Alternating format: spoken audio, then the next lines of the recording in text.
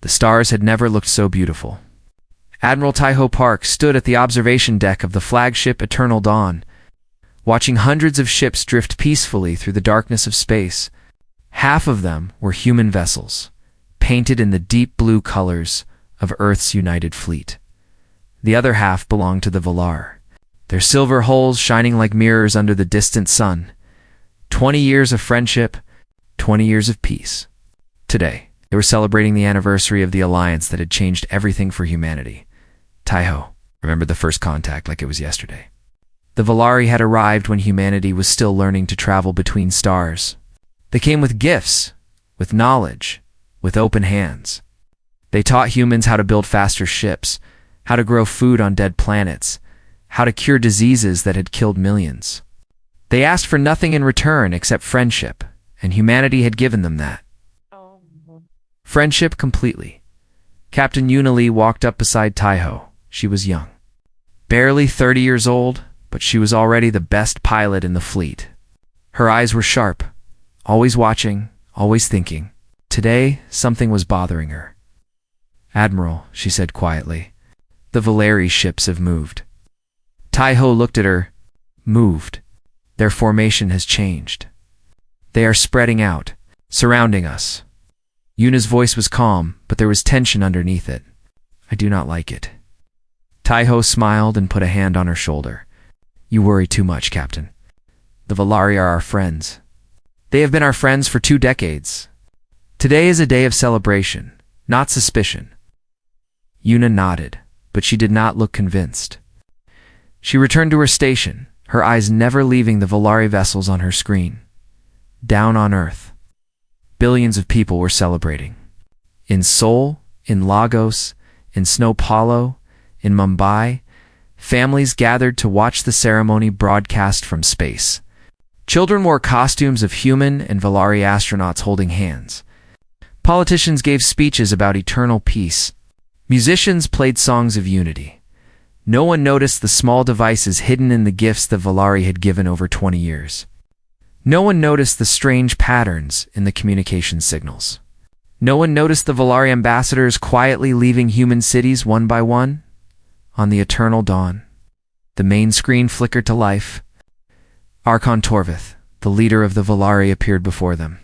He was tall, with pale gray skin and large black eyes that showed no emotion. When he spoke, his voice was smooth and pleasant. "My dear human friends," Torvith said, "today we celebrate 20 years of partnership. You have grown so much. You have spread across 12 star systems. You have built cities on worlds that were once empty rocks. And we have watched with pride as you became a true spacefaring civilization." Taiho smiled. Around him, officers applauded. Torvith continued, "You trusted us completely. You opened your homes to us. You shared your dreams with us. And for that trust, we are grateful." His eyes changed. Something cold entered them. But the galaxy is not a place for the trusting. Torvith spoke a single word in his native language, a word that meant nothing to the humans listening. The word was purge. Everything happened at once. The Valari ships opened fire. Beams of white energy cut through the human fleet like knives through paper. The Eternal Dawn shook as explosions erupted across its hull. Alarms screamed. Lights flickered and died. Taiho was thrown to the ground. When he looked up, he saw chaos. Officers were running, screaming, dying. Through the observation window, he watched human ships explode one after another, their crews never even understanding what was happening. "No," he whispered. "No, this cannot be happening." On Earth, the hidden devices activated. Orbital defense stations exploded from within. Power grids failed across entire continents. In hospitals, in schools, in homes, strange gases leaked from Valari gifts that had been displayed with pride for years. Millions of people collapsed, choking, dying in seconds. Nuclear fire bloomed across the planet. Cities that had stood for centuries vanished in flashes of light. Seoul, Tokyo, London, New York, Cairo, one by one. The great cities of humanity became nothing but ash and memory, Captain. Yuna Lee was in her fighter when the attack began. She had been running patrol, unable to shake her feeling of unease. When she saw the Valari ships open fire, she did not freeze. She did not panic. She flew. Her weapons were useless against their shields, but she was too fast for their guns. She dodged and weaved through the chaos. Watching helplessly as everything she knew was destroyed around her, her communication screen flickered. A voice came through, broken by static. Yuna. Yuna, can you hear me? It was her mother. Mom. Yuna's voice cracked. Mom, what is happening? The sky is burning, Yuna. The whole sky is burning. Your father, your brother, they went outside to look, and the voice dissolved into coughing, then crying. I love you, my daughter. I love you so much. Live. Please live. The line went dead. Yuna screamed. She screamed until her throat was raw, until no sound came out anymore. Below her, she could see Earth through the gaps in the battle. She could see the planet of her birth covered in fire and smoke. She could see the oceans boiling on the eternal dawn. Lieutenant Narration grabbed Admiral Taiho and dragged him toward the emergency bay. Nari was the intelligence officer, quiet and suspicious by nature. She had never fully trusted the Valari. She had intercepted strange communications weeks ago, but had been told she was paranoid. She was not paranoid. She had been right. We have to jump, Nari shouted over the explosions. I prepared an emergency route months ago, just in case. The fleet, Taiho tried to say. The fleet is dead, Admiral. Everyone is dead. If we do not leave now, we die too. She pushed him into a shuttle. Other survivors were already there, maybe 50 people from a ship of thousands. Narice's fingers flew across the controls. Behind them, the eternal dawn broke apart. The shuttle jumped into hyperspace just as the Valari fired again. They escaped into the darkness between stars, leaving behind everything they had ever known. In the hours that followed, the survivors learned the full truth. Earth was gone. 8 of the 12 human colonies were destroyed. The other 4 were under siege. Of the 8 billion humans who had existed that morning, less than 100 million would survive the week. The Valari broadcast a message to the galaxy. They announced that humanity had been contained for the safety of all species. They called it a necessary action. They called it mercy. Admiral Taiho Park sat alone in the dark shuttle, surrounded by the crying and the wounded. He thought about his wife, his children, his grandchildren, all gone. He thought about 20 years of trust, 20 years of friendship, 20 years of believing that the galaxy was a good place. He had been a fool. Narration approached him carefully. Admiral, there are other survivors out there. Other ships that escaped. They are looking for leadership. They need someone to tell them what to do. Taiho looked up at her. His eyes had changed. The warmth was gone. The kindness was gone. There was only something cold and hard, something that would never break again. Find them, he said. Find every single human who survived. Tell them to run. Tell them to hide. Tell them to survive. And then, Taiho stood up slowly. He looked out at the stars, at the vast and empty universe that had watched his people burn. Then we make them pay. We take their worlds. We take their technology. We take their future. We take everything they have. Because one treachery was enough. He turned to face the survivors, the broken remnants of a civilization. We learned the truth about this galaxy. Today we learned what trust costs. Today, we were reborn. And when we return, they will learn what happens when you betray humanity. Somewhere in the darkness of space, a wounded species began its long journey into hiding. And a hatred was born that would burn for generations. 50 years passed in silence. The Valari celebrated their victory for a generation. They told stories about how they had saved the galaxy from the dangerous humans. They built monuments to their wisdom. They divided human territory among themselves and grew rich from stolen resources. They erased humanity from official records, teaching their children that humans had been a primitive species, who had destroyed themselves through their own foolishness. The universe forgot about humanity. The Valari made sure of that. But deep in the Obsidian Nebula, in a place where no sensor could reach and no ship would dare to travel, humanity had not forgotten anything. The Forge was the name they gave their hidden station. It floated in the heart of a cloud of dark gas and broken asteroids, invisible to the outside universe. What had started as a collection of damaged ships and desperate refugees had grown into something else entirely. Something patient. Something dangerous. Admiral Taiho Park stood at the center of the command chamber, looking out at the fleet he had spent 50 years building. He was 94 years old now, kept alive by medical technology that humanity had developed in their exile. His body was old, but his mind was sharp. His hatred had not faded with time. It had only grown colder, harder, more focused. 2,000 ships, said Captain Unilee, standing beside him. She was 71 now, her hair white and her face lined with age. But her eyes were the same as they had been the day she watched Earth burn. Those eyes had never stopped seeing the fire. 2,000 ships built in secret, Taiho replied.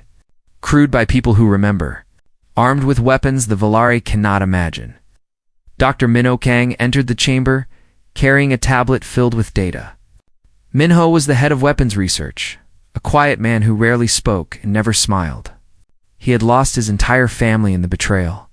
He had spent every day since then finding new ways to kill Valari. The final tests are complete, Minho said. The shield disruptors work perfectly. One hit and their defenses fall. The atmospheric processors can make any planet uninhabitable for Valari in 11 months. And the biological agents. God. The biological agents are ready. The Valari had given humanity many gifts over their 20 years of false friendship. They had never imagined that humans would spend 50 years taking apart those gifts, learning every secret and turning them into weapons. Every piece of Valari technology had a weakness. Minho had found all of them. Commander Subin Choi joined them next. She was in charge of ground forces, an army of soldiers who trained every day for one purpose only. Subin had been a child when the betrayal happened. She remembered hiding in a shelter while her city burned above her. She remembered the screams. She had dedicated her life to making sure the Valari would hear those same screams. Da! The soldiers are ready, Subin said. Her voice was flat and cold. Every single one of them knows the history. They have memorized the names of every city that was destroyed. They know how many children died. They do not want prisoners. They want extinction. Finally, Lieutenant Nari Han arrived. She was the oldest of them all, over 100 years old, but her mind was still the sharpest tool humanity possessed. For 50 years, she had been running spy networks throughout Valari space. Her agents had infiltrated every level of their society. They had mapped every defense system, every military base, every weakness in the Valari Empire. I have the final intelligence report, Nari said. The Valari have grown comfortable. Their military has not fought a real war in decades. Their young soldiers have never faced an enemy who wanted to kill them. They believe they are invincible. They believe we are dead, Yuna added. Yes, Nari agreed. They think the human threat ended 50 years ago. They have no idea what is coming. Taiho turned to face them all. These 4 people had been with him since the beginning. They had sacrificed everything. They had watched their friends die, their families die, their entire civilization die, and they had spent every moment since then preparing for this day. Summon everyone, Taiho said. Every human in the Forge, it is time they heard the truth. The gathering took place in the Great Hall, a massive space that could hold the entire human population. 800 million people watched, either in person or through screens across the station. They were young and old, soldiers and scientists, children born in exile who had never seen a sun. They all shared one thing. They all knew the story. Taiho walked to the center of the stage. He looked out at his people, at the faces of those who had survived and those who had been born after. He saw the anger in their eyes. He saw the hunger. He saw the same cold hatred that burned in his own heart. 50 years ago, he began, we were betrayed. The Valari came to us with smiles and open hands. They gave us technology. They gave us knowledge. They called us friends. And then, when we trusted them completely, they murdered our world. The crowd was silent. Every word hit like a hammer. They killed 8 billion of our people in a single day. They destroyed our home. They scattered us across the universe like dust. They thought we would die in the darkness. They thought we would be forgotten. Taiho's voice grew harder. They were wrong. He gestured to the screens behind him. Images appeared, showing the fleet, the weapons, the armies that humanity had built in secret. For 50 years, we have been preparing. While they celebrated, we trained. While they grew soft, we grew strong. While they forgot about us, we remembered everything. Every name, every face, every child they murdered. We wrote it all down. We carved it into our hearts, and we built the tools to make them pay. The crowd began to murmur, a low sound of approval that grew louder. Tomorrow, we leave this place. We leave the darkness that has hidden us. We fly to Valari space, and we take from them everything they took from us. Cheers erupted, but Taiho raised his hand for silence. I want to be clear about something. We are not going to war. War implies that there is a chance of peace. There will be no peace. We are going to take their worlds, their resources, their technology, and their future. We will not stop until they have lost everything they have. Not because we have to, because they need to understand. The galaxy needs to understand. He looked directly into the cameras, knowing that someday these words would be broadcast across the stars. One treachery was enough. Betray humanity once, and we will spend generations hunting you down. We will not forgive. We will not forget. We will take everything. The roar of the crowd shook the walls of the forge. Captain Yuna Lee stood among her pilots, the best fighters humanity had ever produced. They were ready. Dr. Minho Kong stood among his scientists, the minds who had turned suffering into weapons. They were ready. Commander Subin Choi stood among her soldiers, warriors who had trained their entire lives for this moment. They were ready. Lieutenant Nari Han stood among her spies, invisible knives waiting to strike from within. They were ready. That night, the forge came alive with activity. Ships powered up for the first time. Weapons were loaded. Soldiers boarded their transports. 800 million humans prepared to wage a war of complete revenge. Yuna found Taiho alone on the observation deck. Looking out at the fleet. 50 years, she said quietly. I never thought I would live to see this day. Neither did I, Taiho admitted. But I refused to die until I could see their worlds burn the way they burned ours. She thought about her mother's final words. Live. Please, live. She had lived. She had survived. And now, she would deliver the vengeance she had carried in her heart for half a century. Do you think we will win? She asked. Taiho looked at her. For a moment, something almost like warmth appeared in his cold eyes. We've already won, Yuna. We survived. We rebuilt. We became stronger than we ever were before. The Valari created us. They just do not know it yet. The first ships began to move, sliding out of the forge and into the darkness of space. 2,000 vessels, silent and deadly, began their journey toward Valari territory. In the empty halls of the Valari Senate, Archon Torvith slept peacefully. Dreaming of his eternal victory, he would wake soon to a very different reality. The colony world of Kith Prime was celebrating the festival of abundance.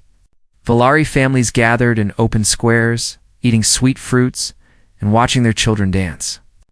Merchants sold colored fabrics and carved stones. Musicians played ancient songs that had been passed down for generations. The sky was clear and golden, filled with the light of 2 suns. No one looked up. No one noticed the shadows gathering at the edge of the atmosphere.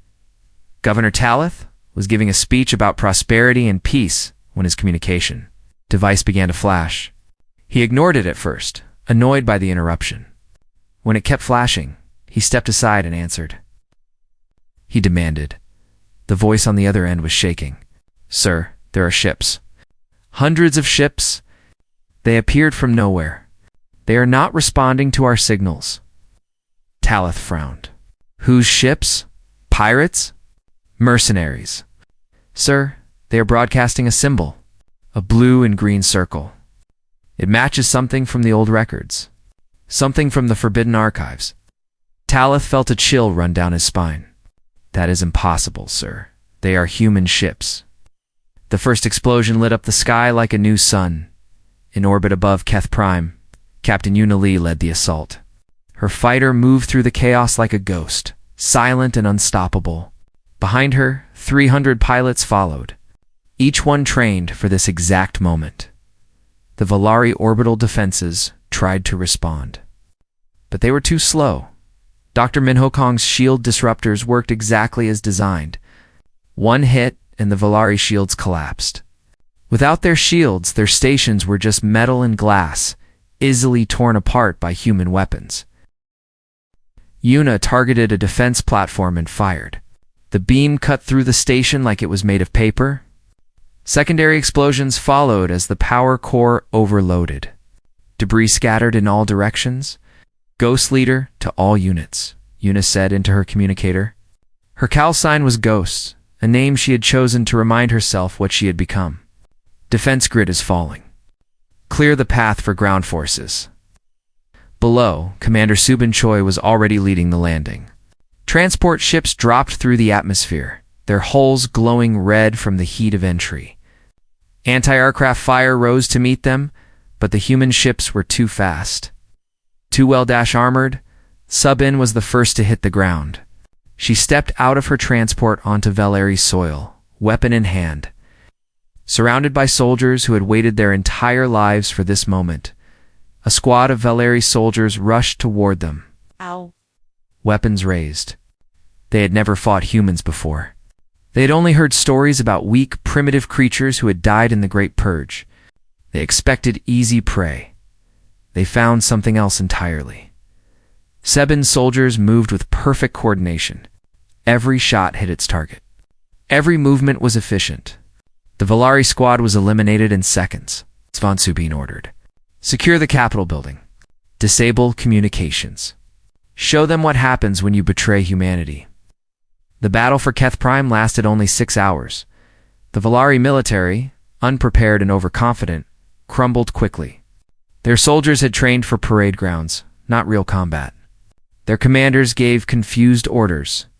Their defenses fell one by one. By evening, the capital was in human hands. Governor Talith was dragged before Commander Subin, forced to his knees in the ruins of his own palace. Please, he begged. We can negotiate. We can pay. Whatever you want, we can give it to you. Subin looked down at him with cold eyes. Can you give us back our families? Can you give us back our world? Can you give us back the 8 billion people you murdered? Talith had no answer.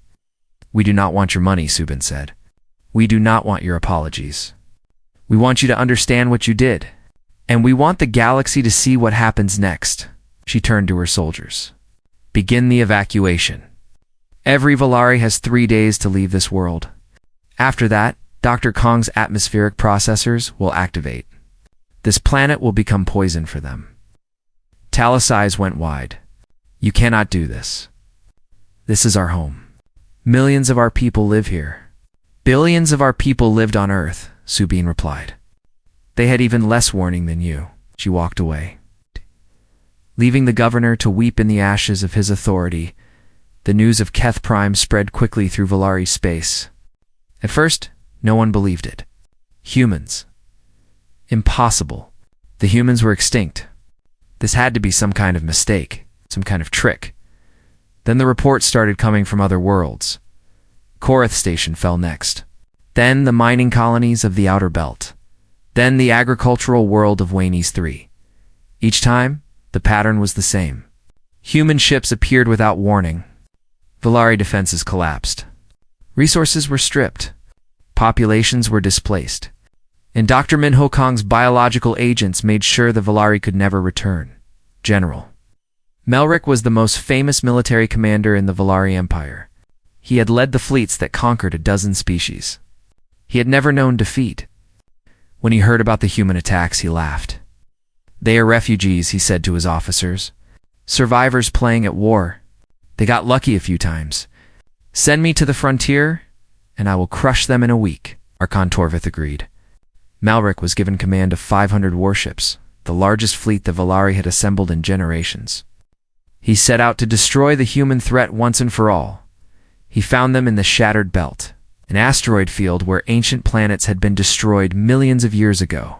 His sensors showed only 200 human ships, hopelessly outnumbered. Mal Rik smiled. All ships attack. Leave no survivors. The Valari fleet advanced into the asteroid field. They were confident.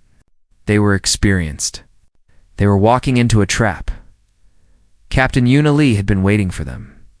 Hidden charges exploded throughout the asteroids. Massive rocks, pushed by carefully placed explosives, crashed into Valari ships. In seconds, the neat formation became chaos. Ships collided with each other. Weapons fired wildly in all directions. Then the human fleet attacked. Una led from the front, her fighter moving through the Valari formation like a knife. She targeted command ships, communication relays, and engine cores. Everywhere she went, death followed. The Valari pilots tried to fight back, but they could not hit her. She moved too fast, changed direction too suddenly. They had never faced anyone who flew like this.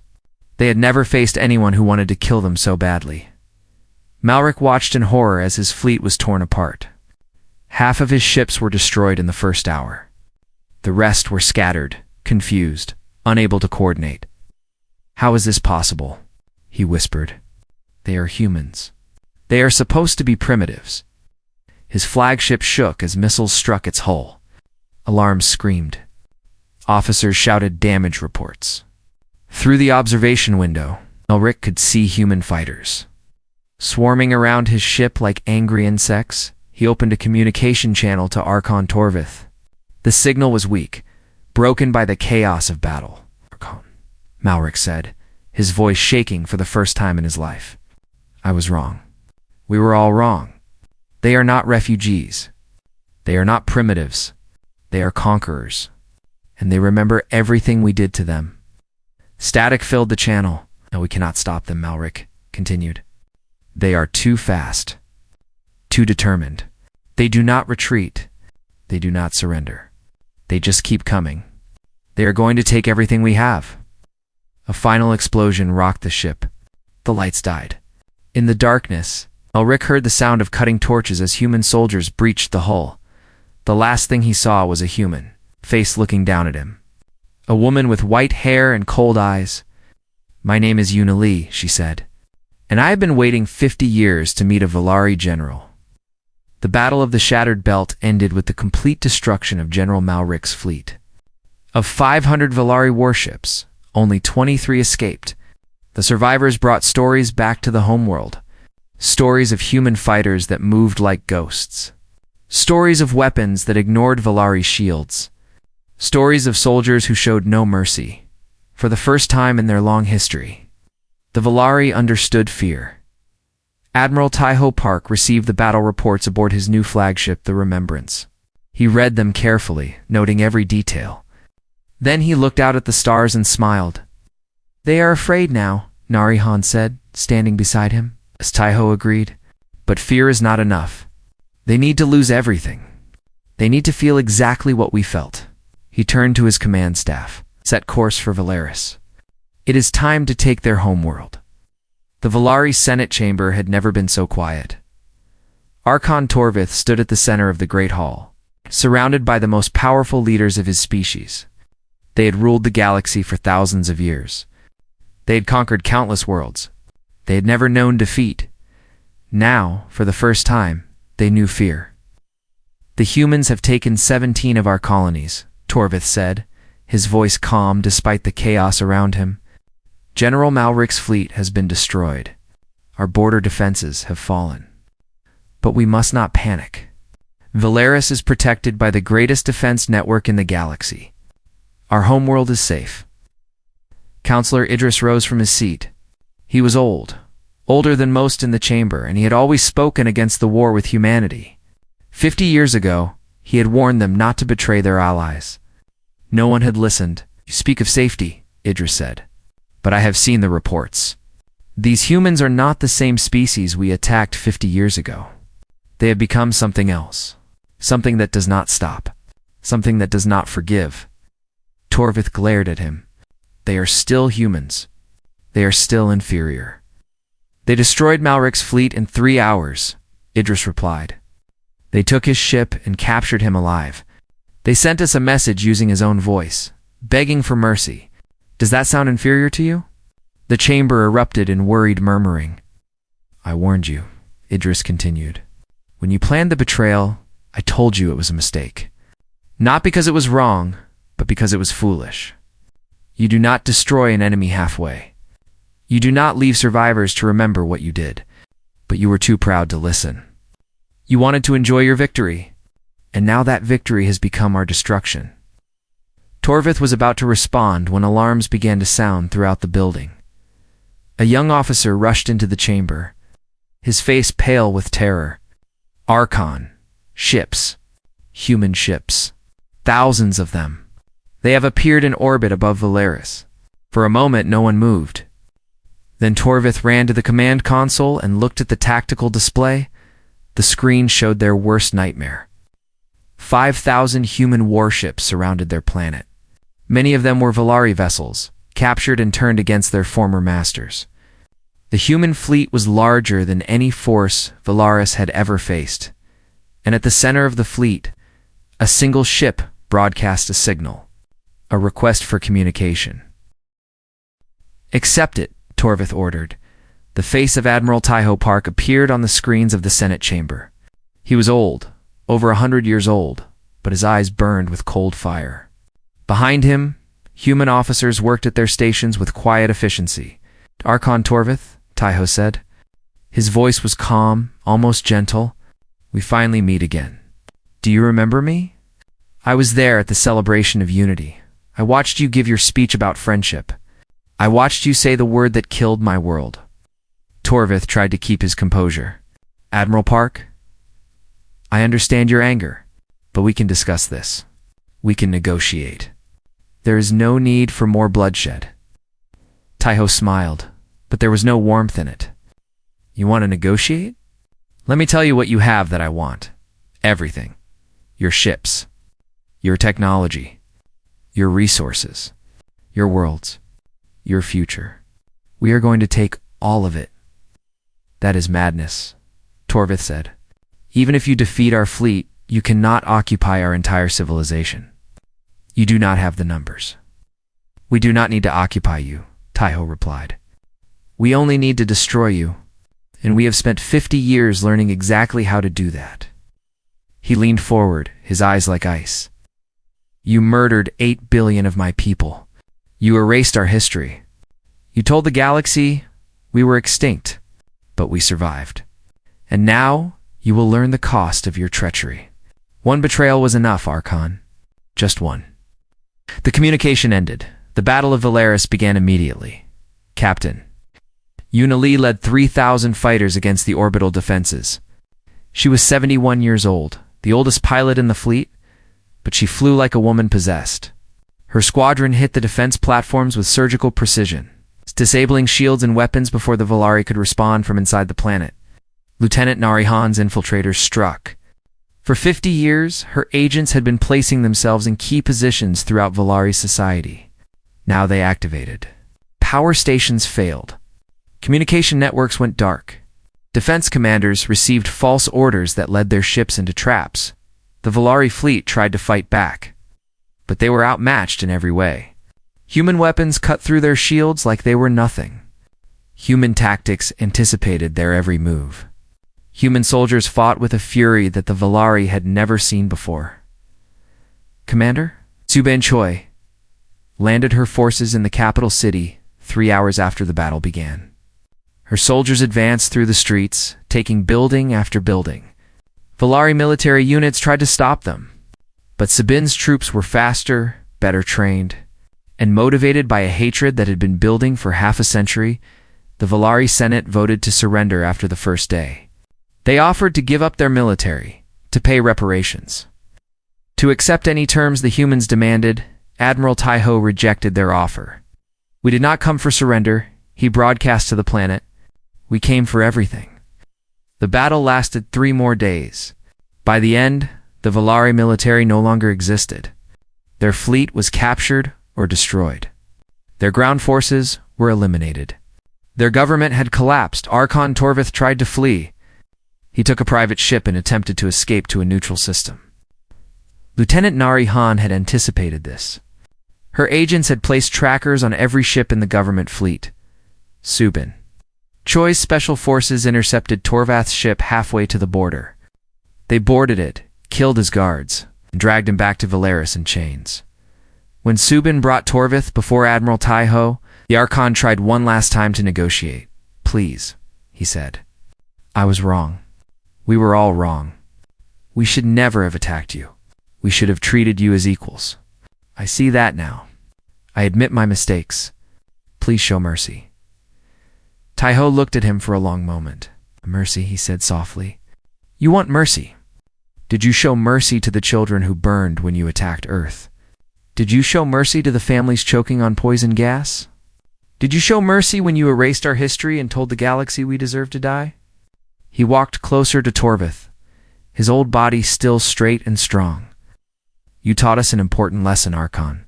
You taught us that this galaxy respects only strength. You taught us that kindness is weakness.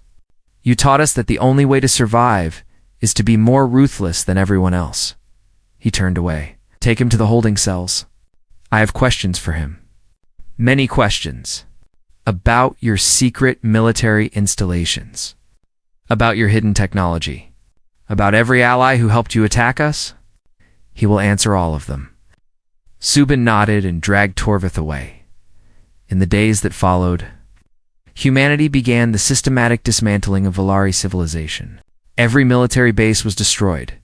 Every research facility was emptied. Every piece of advanced technology was confiscated.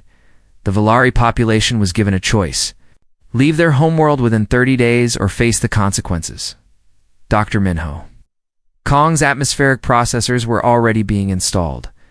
In 1 year, the air would become poison for Valari lungs. Counselor Idris approached Admiral Taiho on the steps of the fallen Senate building. "You are taking everything," Idris said. "Our world. Our technology. Our future." "Yes," Taiho agreed. "And then what? Will you hunt us across the galaxy until none of us remain?" Taiho considered the question. "That depends on you. Leave. Go to the edge of the galaxy. Build whatever life you can in the empty places. Never threaten humanity again. And never forget what happened here." Idris looked at the ruins around him. "We will not forget. Our children will tell stories about this day for 1,000 generations."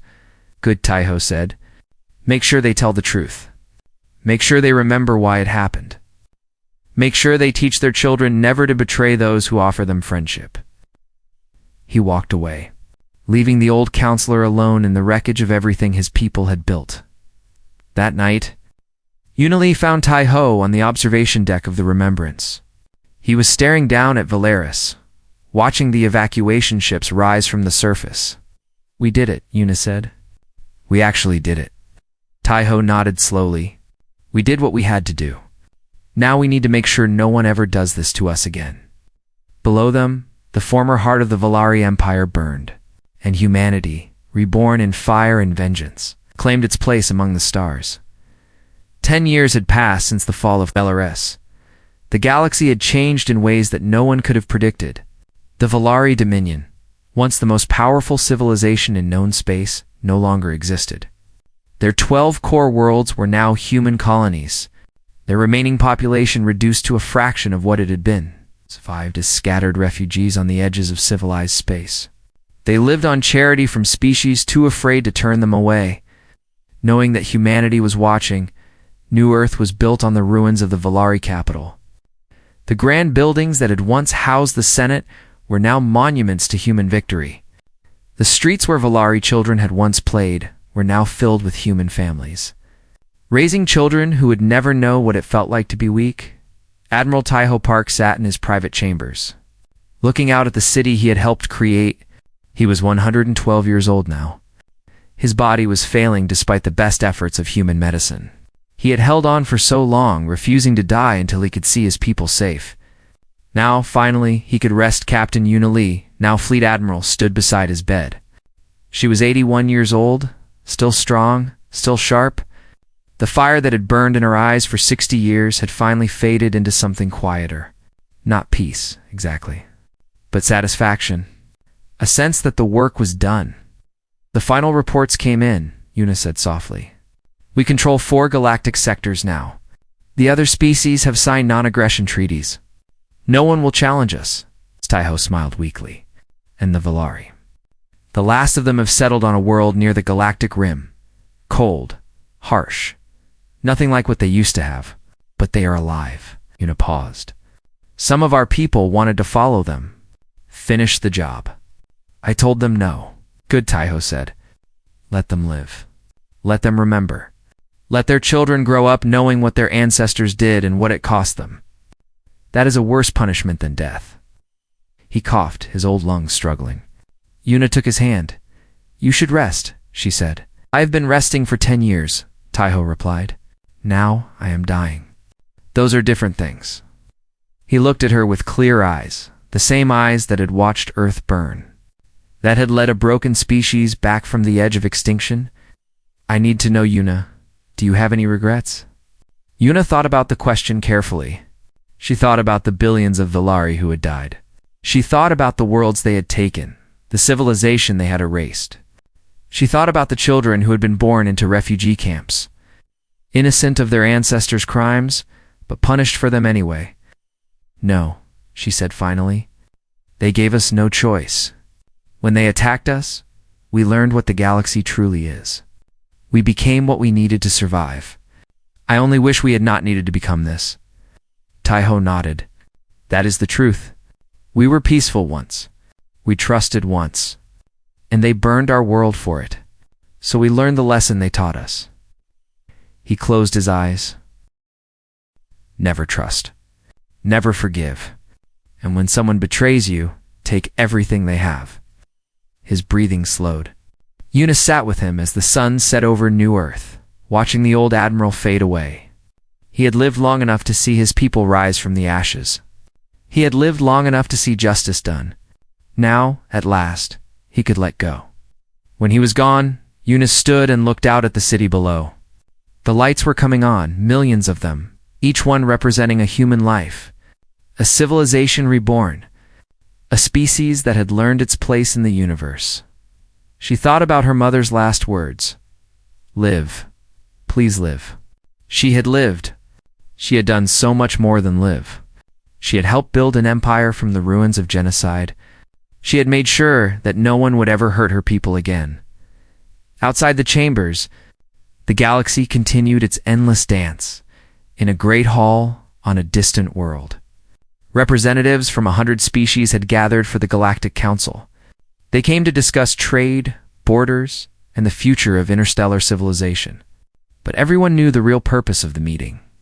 They had come to talk about the humans. An ambassador from the Keth Federation stood to speak. The humans have consolidated their power faster than any species in recorded history. They control resources that we all depend on. They have weapons we cannot match. What do we do about them? Murmurs of agreement spread through the chamber. A representative from the outer reaches spoke next. Some of us believe we should form an alliance, a coalition of species to balance human power. Alone, we are vulnerable. Together, we might be able to negotiate from a position of strength. More murmurs. More worried faces. Then a single figure rose from the back of the chamber. He was old, frail, his gray skin marked by years of hardship. He was the sole Valari representative allowed to attend the council, a symbol of what his people had become. The chamber fell silent as he walked slowly to the center of the room. I am Counselor Idris, he said, his voice thin but clear. I am one of the last Valari who remembers the old empire. I was there when we decided to betray humanity. I warned against it. No one listened. He looked around at the gathered species, at the fear and uncertainty in their eyes. You do not understand what you are dealing with. We were the humans' friends for 20 years. We gave them technology, knowledge, everything they needed to grow. We welcomed them into our homes. We trusted them, and they trusted us." He paused, letting the words sink in. "Then we betrayed them. Just once, in a single day, we destroyed their homeworld and killed billions of their people. We thought we had eliminated a threat. We thought we were safe." His voice grew harder. "We were fools." He pointed out the window, toward the stars where human ships now patrolled. They did not die. They did not forget. They spent 50 years in the darkness, building, planning, preparing. And when they returned, they did not just defeat us. They erased us.